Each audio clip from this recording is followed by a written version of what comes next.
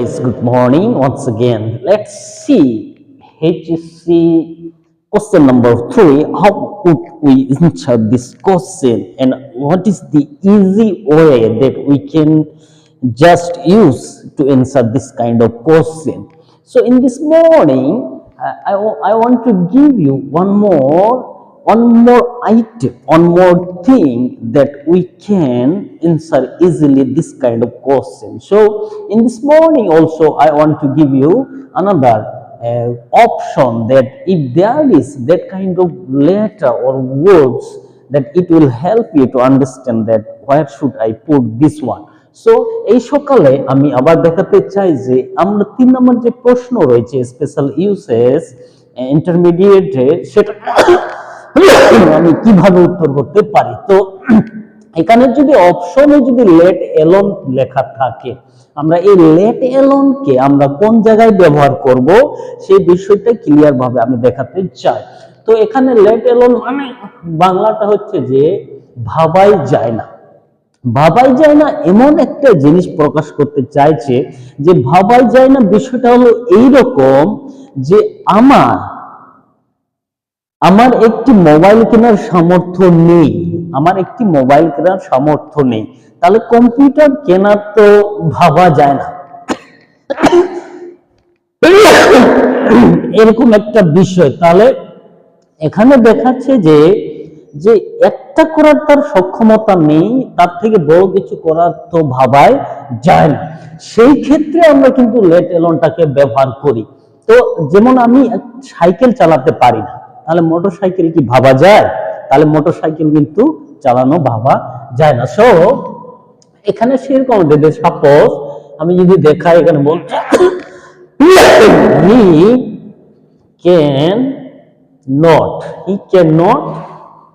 read Bangla, সে বাংলা পড়তে পারে না, তাহলে এখানে কি হচ্ছে, তাহলে এখানে দেখাচ্ছে যে এখানে ইংলিশ তো, তাহলে কি ইংলিশ তো ভাবাই যায় না, তাহলে এখানে বলছে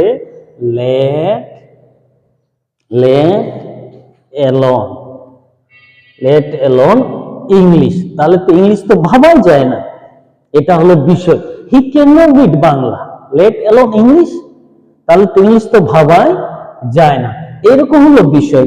আবার বলতেছি, আবার যদি এখানে দেই, এটা যদি দেবে suppose she can not by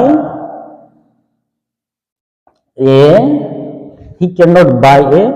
mobile, সে মোবাইল কিনতে পারে না, তাহলে এখানে কি করব আমি, সে মোবাইল কিনতে পারে না, তাহলে